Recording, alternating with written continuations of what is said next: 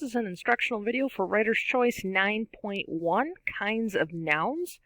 The assignment that would come just before this one would be Lesson 7. If you have not done Lesson 7, please go back and do that before you do 9.1. So 9.1 deals with different kinds of nouns. In Lesson 7, we talked about common and proper nouns. 9.1 we'll still talk about those and then add two other types. So refresh. Common nouns are general, non-specific people, places, things, or ideas, and they are never capitalized. So for example, dogs, soda pop, and baseball team. Not capitalized, not specific, just general everyday things. If they're proper, those are specific people, places, things, or ideas. Those things are always capitalized. So before a common noun would be dog, proper noun would be labradoodle, a specific kind of dog. A common type of soda pop would be just soda pop in general. Proper one would be Coca-Cola.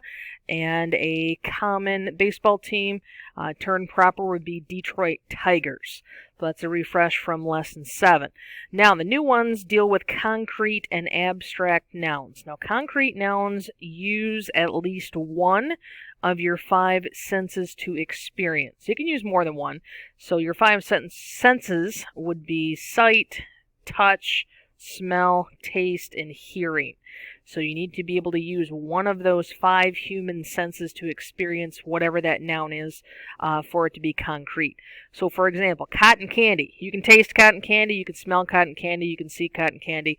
That makes that concrete. Bob might be yelling or running. You can see him, you can hear him. You can high five him. So you can touch Bob, that sort of thing.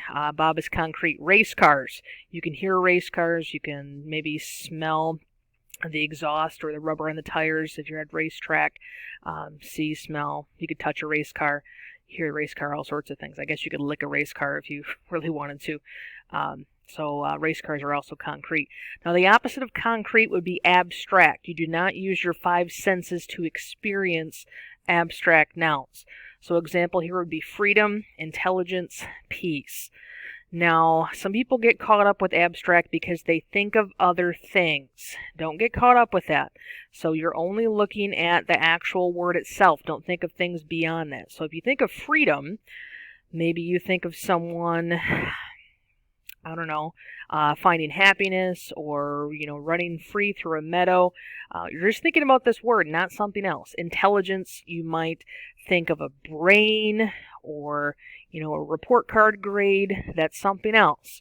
Peace, you might think of someone holding up their two fingers in a peace sign.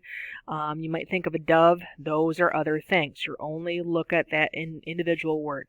So freedom, intelligence, and peace. Now for your 9.1 assignment, we just talked about those things in the previous slides. For exercise 1, you're going to get a sentence, and the only thing that's capitalized in that sentence will be that first word. There will probably be other words in that sentence that need to be capitalized, but in the book they are not. So you're going to have a harder time picking out your proper nouns. You need to determine if those things are general, common nouns, or specific, and they need to be capitalized, and those would be proper. So you're just going to pick through those. So number 1, right here, a baby named Isabella began life in slavery in the United States. United States is what we're asking about. Is United States a common noun or a proper noun? Is it a general thing or a specific thing? United States is specific. It's a specific place. So that would be a proper noun. Let's do number 9, Sojourner Truth. Now, if you read the directions up here, Sojourner Truth is a reference in here. She's the first and last name of a famous woman who helped win freedom for African Americans in the 19th century. So back to number 9, we know that as a person, Sojourner Truth traveled around the country. Country. Is country a common noun or a proper noun? Country is a generalized thing here. We don't know which country. We do, but number 9 we don't. So that is common. And let's do 18. Like Sojourner Truth, Harriet Tubman was also born in slavery in Maryland. Harriet Tubman is a common noun or proper noun? Well, Harriet Tubman, if you don't know, is a specific person. Woman's first name and last name. So Harriet Tubman is a proper noun. Now, with exercise 2, we deal with the abstract and the concrete nouns. So these are the ones where you use your 5 senses. If you use one or more of the senses, they're concrete. If you don't use any of the senses, those are abstract. So 21. Born in slavery, Frederick Douglass escaped and fled to Massachusetts. Slavery. Is it an abstract noun? Does not use the senses. Or is it a concrete noun? Does use the senses. This is a tricky one. That's why I picked this one to do together. Slavery is abstract because while yes, you might visualize in your mind things that could use the senses, like you might picture someone in chains. You're thinking of the chains, not the institution of slavery itself.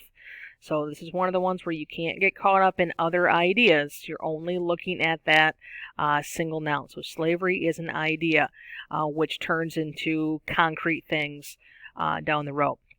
Okay, so how about 25? After his autobiography was published in 1845, he went to England. Autobiography, is that an abstract noun or a concrete noun? Well, an autobiography is a book. So if you think of a book, is that something you can experience with your senses or not? Not would be abstract, concrete would be yes. You can see a book, you can smell a book. I guess you could hear a book if you flip the pages. So autobiography is concrete. Okay? And that is how you do 9.1.